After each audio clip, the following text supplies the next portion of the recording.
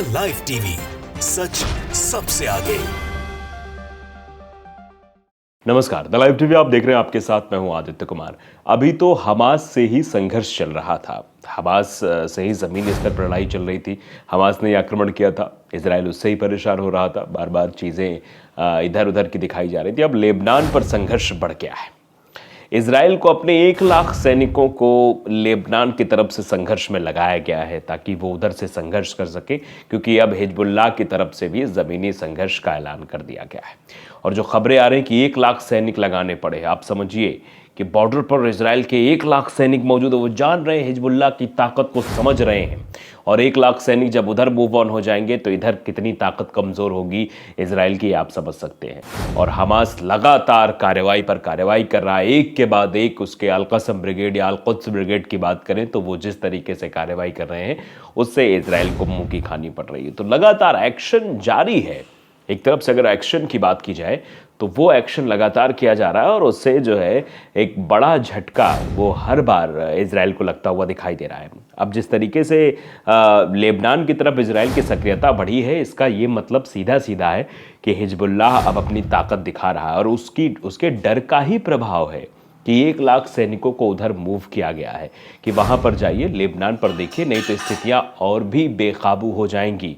तो ये जो स्थिति अभी दिखाई दे रही है साफ तौर पर, वो इसी ओर इशारा कर रही है कि आने वाले समय में लेबनान से जब हिजबुल्लाह युद्ध करना शुरू कर देगा तो वहाँ पर स्थितियाँ और भी गंभीर होती हुई दिखाई देंगी।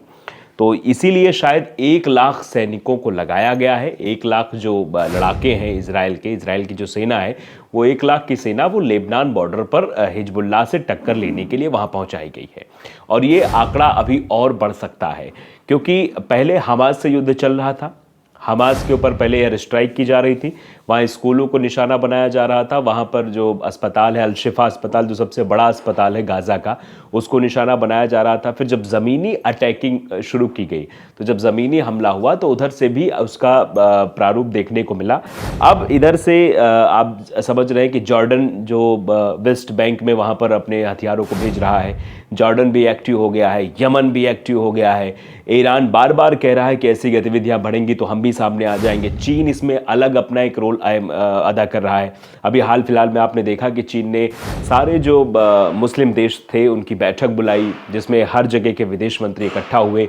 उस बैठक में बातचीत की गई कि आगे ये जो हमास और इजराइल का युद्ध चल रहा है, गाज़ा पट्टी में जो मासूम बच्चे मारे जा रहे हैं, इस पर क्या निर्णय लेना है। तो निर्णय यही था कि युद्ध विराम की ओर हम आगे बढ़ेंगे। और उस बैठक में इजराइल की सभी ने निंदा की, क्योंकि इजराइल जो कर रहा है वो एक आतंकी मानसिकता का देश ही ऐसा कर सकता है। क्योंकि तुर्की के राष्ट्रपति रजब तैयब एर्दोआन ने जब ये बात कही तो उन्होंने सीधे तौर पर इस बात को कोट करते हुए कहा कि जहां पर 12 से 13 हज़ार लोग मारे गए हों और उसमें से 4,000 से ज़्यादा बच्चे शामिल हों, यानी 1/3 से ज़्यादा आंकड़ा बच्चों का हो, तो सीधे तौर पर आप समझ सकते हैं कि बच्चों यानी मासूम बच्चों को मारने वाली सोच रखने वाला व्यक्ति आतंकी सोच का ही हो सकता है।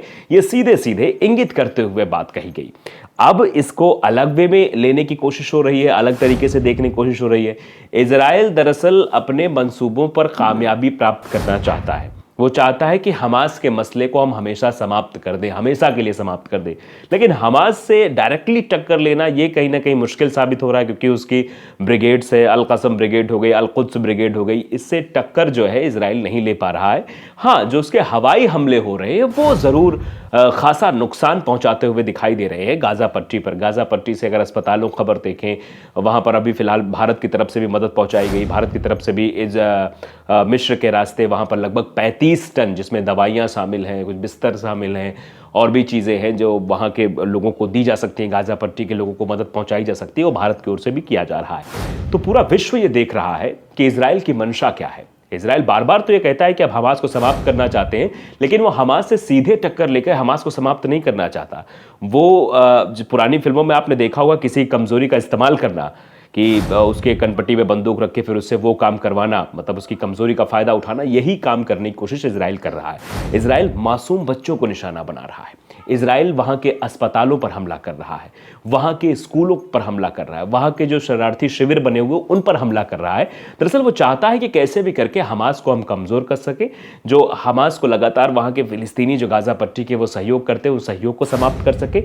इसी प्लानिंग के तहत जो है इजराइल काम कर रहा है। और लेकिन अब क्योंकि जो हुती समुदाय है वो भी विरोध में उतर आया है, वो भी कह रहा है कि हम युद्ध में उतर आए हैं, हम इजराइल की खिलाफत में युद्ध करेंगे। हिजबुल्लाह जो पहले से ही कह रहा था कि हम तो युद्ध में कूद चुके हैं, उसने अल्टीमेटम भी एक समय निश्चित करके दिया था कि इस समय तक गाज़ा पर जो बमबारी इजराइल कर रहा है उसको बंद कर दे। नसरुल्लाह ने सीधे तौर पर आकर यह कहा था कि जिस तरीके की हिमाकत ये कर रहा है इजराइल, ये इसलिए कर पा रहा है क्योंकि इसको अमेरिका का साथ मिला हुआ है। अमेरिका सुपर पावर के तौर पर खड़ा हुआ है इजराइल के पीछे, इसलिए इजराइल इस तरीके की चीजें कर रहा है। अब अमेरिका अपने आप को इस बात से हटाने के लिए युद्ध विराम की बात कर रहा है। वो सोच रहा है कि कुछ दिन के लिए, 5-6 दिन के लिए सीज फायर हो जाए ताकि इस बदनामी के दाग से हम बाहर हो सके। नहीं तो आने वाले समय में इतिहास अमेरिका को जिम्मेदार ठहराएगा कि गाजा पट्टी में जो बच्चे मारे गए उनके खून से अमेरिका के हाथ भी रंगे हुए हैं। इसीलिए शायद अमेरिका यह कह रहा है कि नहीं, अभी युद्ध विराम होना चाहिए। लेकिन कभी कभी उसका स्टैंड अलग अलग आता है, क्योंकि वो खड़ा हुआ है। युद्ध चाहे वो यूक्रेन लड़ रहा हो रूस से, चाहे इजराइल हमास से लड़ रहा हो, इसमें अमेरिका का ही हाथ बताया जाता है। क्योंकि अमेरिका यूक्रेन की भी मदद कर रहा है, अमेरिका यूक्रेन को भी हथियार सप्लाई कर रहा है। अमेरिका के विदेश मंत्री वो भी लगातार वहां पर जा रहे हैं, चीज़ों को देख रहे हैं, ब्लिंकन समझ रहे हैं वहां कर। इजराइल का भी वैसा ही हाल है। इजराइल में तो CIA चीफ आकर बैठ जाते हैं और फिर अमेरिका के विदेश मंत्री यहाँ आते हैं, ब्लिंकन आते हैं, फिर जो बाइडन का भी दौरा होता है। तो लगातार हथियार सप्लाई करके पीछे इजराइल के पीछे अमेरिका खड़ा हुआ है। अब चलते हैं हिजबुल्लाह की तरफ। हिजबुल्लाह के पीछे भी एक ताकत है ईरान, क्योंकि ईरान समर्थित ही समूह है हिजबुल्लाह। हिजबुल्लाह का युद्ध 2006 में भी हो चुका है। 2006 में 34 दिनों तक वो युद्ध चला था जब उसने इजराइल से युद्ध किया था। खैर वो बात अलग की है कि हिजबुल्लाह को उस वक्त नुकसान पहुंचा था, क्योंकि हिजबुल्लाह की ताकत उस वक्त इतनी नहीं थी कि वो इजराइल से युद्ध कर सके। उस वक्त उसके पास तकरीबन बताया जाता है कि 14,000 मिसाइलें ही थी, जिससे उसने 34 दिनों तक युद्ध किया। लेकिन 34 दिन तक इजराइल जैसे देश के सामने टिके रहना, यह भी अपने आप में एक संगठन के लिए बहुत बड़ी बात हो सकती है। वो हिजबुल्लाह के लिए थी। लेकिन अब हिजबुल्लाह क्योंकि 1.5 लाख से ज्यादा मिसाइलें रखता है, ईरान का पीछे से सपोर्ट है और लेबनान पे वो अपनी गतिविधि बढ़ा रहा है, तो इसीलिए 1 लाख सैनिकों को इजराइल के द्वारा तैनात किया गया है लेबनान पर, ताकि लेबनान की तरफ से अगर हिजबुल्लाह की गतिविधि बढ़ती है, हिजबुल्लाह अटैकिंग मोड में आता है, तो उससे मुकाबला कर सके इजराइल।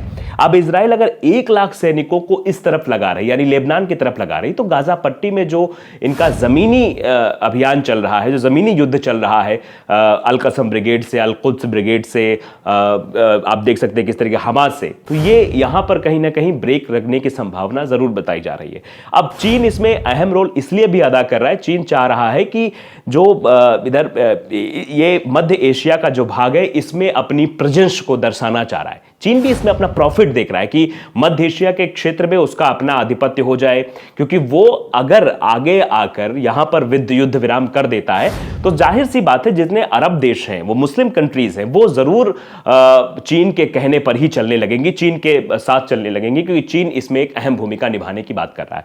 उसकी बात करेंगे क्योंकि OIC की बैठक भी होनी है, जिसमें बताया जा रहा है कि सऊदी अरब के प्रिंस मोहम्मद बिन सलमान भी उपस्थित होने वाले हैं। अभी तक तो विदेश मंत्री ही उपस्थित हुए थे जो बैठक हुई थी, लेकिन अब जो OIC की बैठक होने वाली है वो बेहद महत्वपूर्ण है। उस पर भी सभी की निगाहें टिकी हुई, उसका भी अपडेट हम आप तक पहुंचाएंगे कि आखिरकार उस बैठक में क्या कुछ चीजें हुई हैं युद्ध विराम को लेकर, कि या क्या युद्ध विराम 5 दिनों के लिए रुकेगा। क्योंकि पहले चर्चा ये चल रही थी कि हो सकता है कि जो हमास ने इजराइल के लोगों को बंधक बनाया, लगभग 240 आंकड़ा बताया जा रहा है, 240 लोगों को बंधक बनाया गया हमास के द्वारा, तो वो 70 लोगों को छोड़ेगा और जो फिलिस्तीनी कैद है इजराइल के कब्जे में, वो 120 फिलिस्तीनियों को छोड़कर इधर कर देंगे। यानी ये बातें चल रही थी कि इस पर सहमति बनेगी।